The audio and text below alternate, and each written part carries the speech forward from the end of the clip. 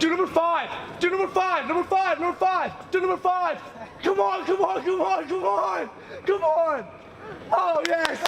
Good show. Good show. Too much light. Too much light. Too much light. Thank you. Thank you so much. Woo! Too much light. Woo! Woo! Yeah.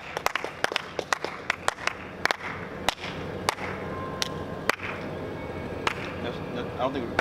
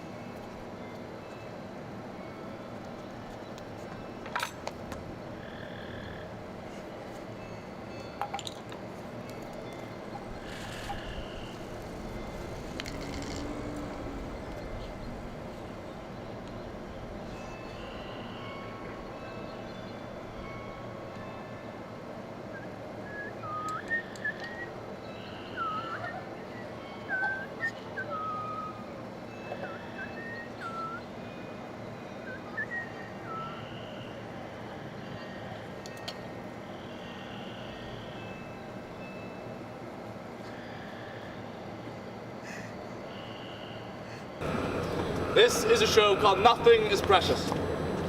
This start was a tribute to the show that I created everything from. A show called Too Much Light Makes the Baby Go Blind. I started the show, but the show is now yours. You decide how this show unfolds. You decide how this show ends. How that works is you will yell out numbers for me to do, and I will grab the balloon associated with it.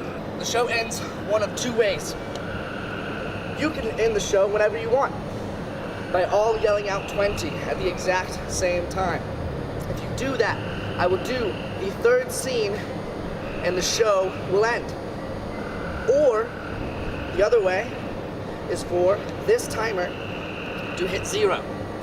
Whenever this timer hits 0, the show ends no matter what. If we've gotten through all the scenes or not, the show is over. Time is ticking, so without further delay. End scene. 14. 14. The hopeless wanderer. The wanderer went all across the land. That's what he did. He went from town to town, from city to city. He never stopped. That was all he did. One day he came across a beach that was not covered in sand. It was covered in stones. Stones that were perfectly round and had the slightest bit of color on their edges. He didn't know why this beach was different. He didn't know what was unique about it, but what he did see was a single man picking up each stone with a religious fervor, one after the other, with an intensity that only comes with devout purpose. And he would pick up these stones and then he would set them in a very specific order, one after the other. And the wanderer stepped back and he looked and he saw no pattern, he saw no reason. So he went up to the man and he asked, "Sir, why do you do this?"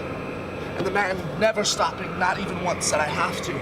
I don't have a choice. I must keep going. I have to finish." And as he picked up each stone one after the other, the wanderer looked and he saw more people along the beach doing the same thing. And he asked them the same question. He got the same answer. And they all pointed to a man that was higher up on the mountain and said, "He says we must, so we will." So the hopeless wanderer did what he did what he does. He climbed. He wandered to the top of the mountain and he asked that man, "Why?" And he said the same thing, and he pointed higher, and he pointed higher, and he pointed higher. One man after one man after one man, until finally he reached the top of that tall, tall mountain, and there was a single old man waiting. And the hopeless wanderer sat next to him. He didn't say a word. He didn't ask him any questions. They just sat together for a while and looked at all the people organizing. And the wanderer had a question that he had to ask. Because along the way, each person he came into only wanted one thing. Each time he came to a different person, they said, please ask him for more time. I can't finish this. I don't have enough time. Please, can you ask him for more? And each man sent him higher until finally he was with this man. Until the wanderer could not take it anymore. And he turned to the man and he said, why? He asked him the same question. He said, why? Why can't you give them more time? Why? And that's when the wanderer heard it. He heard a scream coming from down the mountain. And at first it sent a chill through his bones. But then the true scream changed. It became one of joy. And though the wanderer didn't quite understand it, all he heard was a simple statement from the old man as he walked away, and that was, why would I take away the greatest gift I've ever given? And scene. 13. 13. Da-da-da-da. What day is it? What day is it? What day is it? Thursday. What day? Oh, we can't do that one. Scene. Long time ago. On the lake where through the willow, long time ago, where the rock threw back the billow, bright and snow,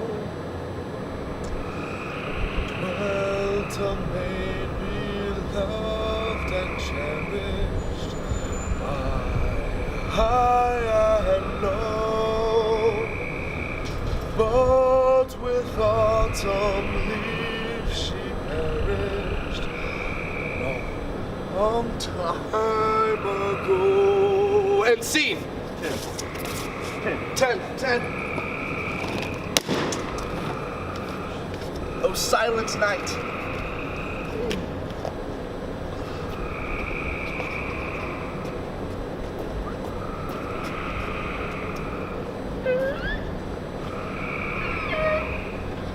Dada.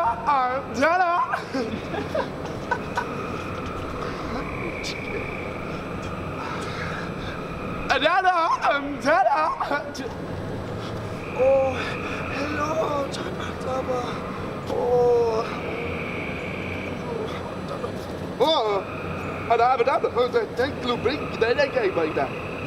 Oh, Deutschland, I'll be best for baby.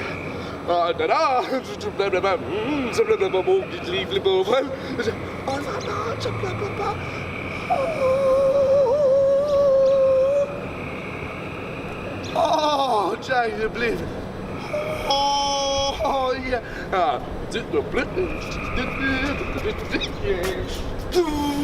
And scene. Don't burn this. Read this. Who said 7? Who said? Yeah. All right. So I need you to read this very loud and very proud. You're watching a man read. That is what he's doing, both because that is what you said he was doing, and also because that is what he's doing, and is doing, present and past tense. The future is unknown. He may still be reading. Well, all we can know is that he's reading now, and he was reading before, and he was reading before because you said he was reading before. If you had not said that, that isn't what he would have been doing, and that wasn't what he was doing, you wouldn't have said that he was. Unless you're a liar. Are you? Can we trust you? Should we? He turns the page. He turns the page again. He's a fast reader, or possibly that page wasn't interesting. Or maybe those pages were pictures. Yeah. He seems like the kind of low-life person who doesn't pause for long at pictures. Someone worked hard on this, you know. He adjusts the lampshade. The lampshade did not need adjusting. Only now does he realize the book has been upside down the whole time. Why didn't you notice? Why didn't you tell him? Do you hate him? I think you do. He thinks you do. You're making him sad because you hate him. Why are you so mean? He turns the page. He wonders if he should tell someone that he read most of the book upside down. The government police usually likes to know these things, though it does seem like such a hassle, especially since they already know. Everyone knows informing them is just a formality. They are watching. They do like to know these things. You should tell them. But he should tell them. You should tell them. We should tell them. Always tell them. He turns the page.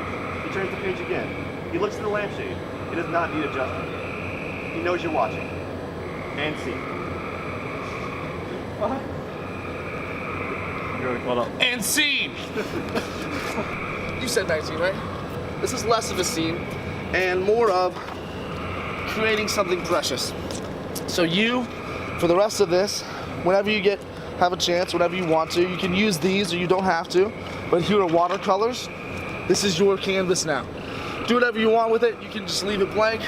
It's something I do in the show, makes you think of something, do it, but that's yours now. And you do with it as you will. Like I said, that's not too much of a scene. So to just get the next ball rolling, I'm gonna randomly go in scene. 6. 6. Ooh, it's cigarette break. That's exactly what it sounds like. Does it have a light? Oh, perfect. Thank you. Thank you so much. I don't really like to smoke. I really don't. It's just part of the show. I have to do it. You might argue I wrote it, so why don't I just take out the scene? That'd be a good argument.